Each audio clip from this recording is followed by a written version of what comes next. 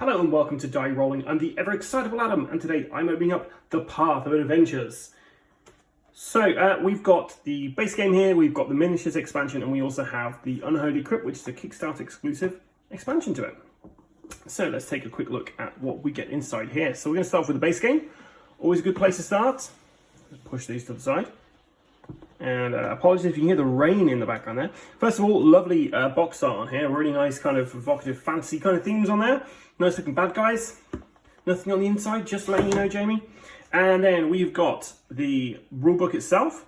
So some tokens on the back tell you what that's all about. We've got how many pages? 23 pages to get through on this.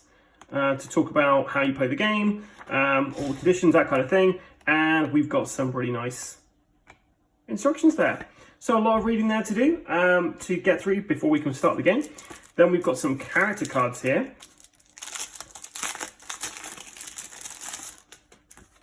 So let's see who we have here. So we've got Thorson, the battle cleric, strength, wisdom, and speed or agility, and some slots here as well for like items and equipment there. So you've got your dwarf, you've got your half orc, which is always good to have a bit of a half orc option in there. You've got the barbarian, Krull, great name for a barbarian. Kind of reminds me, I've been watching Jupiter's Legacy recently, and it kind of makes me think of the Utopian. We've got the elf, Valandir. We've got the sorceress, Valadia. And we've got the druid, Gleicus. And of course, we've got double language here, so if you want to learn to speak Spanish, then check the other side out. And hopefully I've not just been terribly racist, because I believe this is Spanish, but hopefully we'll see. Bit nice silica gel, do not eat this. Then we've got some, like a player aid here. Let's get into this. Nice to get in these, fairly easy to get in. So player aid there. Then we've got some tokens, so your health and various different status effects. Got some the characters themselves and the enemies on there as well. So the base game comes with standees, so you get some really nice standees here. And you know what? I'll be honest, guys. Sometimes standees are great. Like, I'd much prefer to play a game with fully illustrated standees than have to paint miniatures. But yeah, like, looks pretty good. So you've got some centaurs in here. You've got like a big kind of troll guy. You've got some kind of evil, like, knights there. Got some kind of thief, raven creature. And I've got a bunch of gnolls here and some goblins. So yeah, nice kind of starter for 10 there. Then we've got the dice. Straight away going to the dice here, which is, love me some custom dice. Oh, some different symbols on as well, which is nice.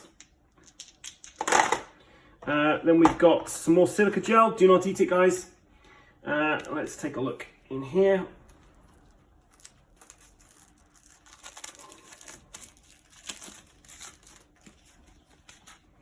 So we've got our gnolls, goblins, Kentori, Harsak, trolls, Voron, Eartheus, Brega, Derashrael, Endrathi, Hephaestus, Anabantha, Selendros.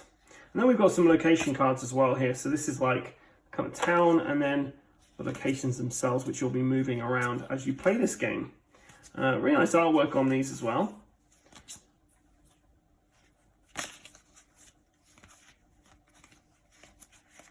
Yeah, so you've got those.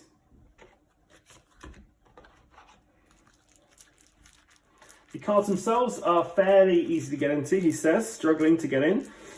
No easy open option on these ones, but with a bit of perseverance, you can easily get into those.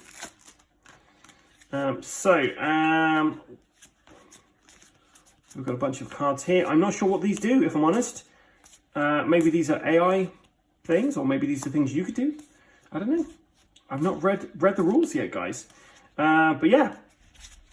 A bunch of cards. This looks like kind of equipment and stuff you can maybe buy and pick up as you go along.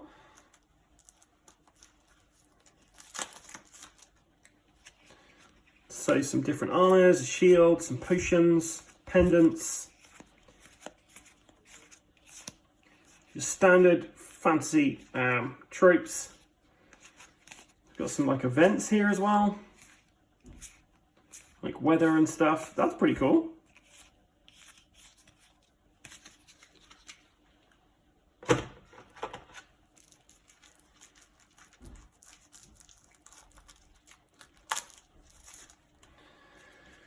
And then we got some more weapons and equipment here. It's a pretty nice looking axe. Scythes, swords, katanas. And you got some enemy cards here as well. Cool. And then we got some standees in here as well, so that you can some standee plastic bits, so you can put your standees into them and move them around. Just checking because we like to have a quick check. Nothing underneath there. But yeah, so that's what you get in this base thing here. So I'll try and put all this stuff back together very quickly so I don't make a complete mess here. And then we will move on to the next thing to have a look at.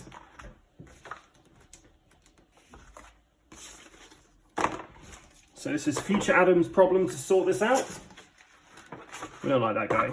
So put this over here. Let's move that over on this side and let's take a look at this box next. Oh, so we got some, oh, this looks pretty cool. So some information about the last mechs, a dungeon crawl exploration campaign with miniatures, which is coming soon to Kickstarter. So keep your eyes peeled. I mean, look at that. That looks pretty cool. And then we've got, this is really nice. Telling you exactly where your miniatures are supposed to go back into. It's only very recently I've seen this happening with games where they actually give you how to put these things back in. So 10 points there, guys, for doing that. That's lovely. And then the miniatures themselves. So let's take a look. Here's one of the goblins. And you know what? That really matches the artwork. That's great. That's a nice little goblin miniature they've got there. So yeah, we've got some goblins in here. There's some assembly required here, so you can actually give him a different weapon. Oh no, you got 2 arms there, sorry. 2 arms, so you need to plug those in yourselves. So a little bit of assembly required with some of these miniatures, but that's fine. Let's get this guy out. So you get this guy. To be fair, he's fairly harmless. But yeah, this is the troll character. So yeah, I will assemble these so you guys can have a look to see what they look like once they are done. Got some more characters in there. And then we lift this up.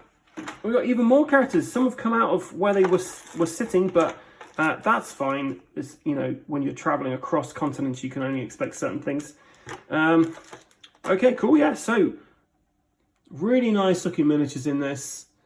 It looks like it's going to be fairly easy to construct these as well. It's not like multi-part pieces. There's only a couple of arms you've got to stick on there. So yeah, you get those, and I assume you just put them into the plastic bases they give you with the... Oh no, here we go. And there's your bases underneath for them to kind of slide into. You'll notice though, they haven't got... They're not pre-cut in there, so you are going to have to make incisions in there to get your miniatures in there. But yeah, not bad at all. Really like what they've done with the artwork for this. It's very close to the actual standee artwork, which is sometimes pretty hard to achieve when you're doing miniatures. So that leads us to the last part, which is the Unholy Crypt. So this is what you get inside. So you get a couple of miniatures and a couple of standees for those guys. You get one character. He's clearly the bad guy, Gundrel. So let's open this up and take a look and see what we get inside. So rulebook, and this has got a campaign in it, which is I'm really excited to kind of get down. So you basically are going to be going through, setting up these particular chapters, and going through 5 chapters to beat the Unholy Crypt. So you've only got a couple of pages there, so 8 pages to look at. The rest is in Spanish dual language there. So yeah, that's what you get for the rulebook. You obviously get your new Paladin's character card that's in here as well, which you can use him in the base game as well. Some more kind of tokens there as well. we've got our bases and the miniatures themselves. Let's take a look at the miniatures for these guys whilst we've got them here. So we've got the main bad guy himself, who's like holding on to like a heart and stuff. But yeah, really nice artwork on that. And then we've got the paladin, who you just have to attach his sword to. I will, like I say, I will construct these and give you an idea of how easy they were to do as well. Then we got some more weapons as well in here. Some pretty funky looking equipment, which is nice. Then we've got some more cards in here.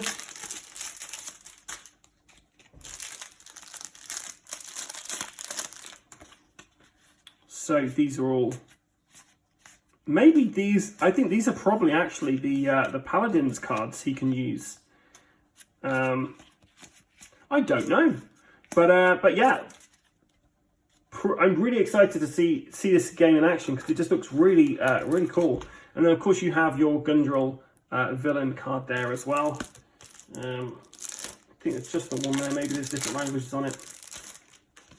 No, Gundrel there, and then you have a new location as well. So you've also got these two little standee things in there because there will be, oh yes, on here, standees. So guys, that is the Path of Adventurers. If you like the looks of this, then please stay tuned to our channel because we will be covering this as well as various other games. So yeah, please leave some comments underneath here if you like the looks of this and you're interested to see what it's all about. And stay tuned and like our various other social medias, so Facebook, Instagram, and of course YouTube. Until next time guys, I've been Adam. Stay safe and keep rolling.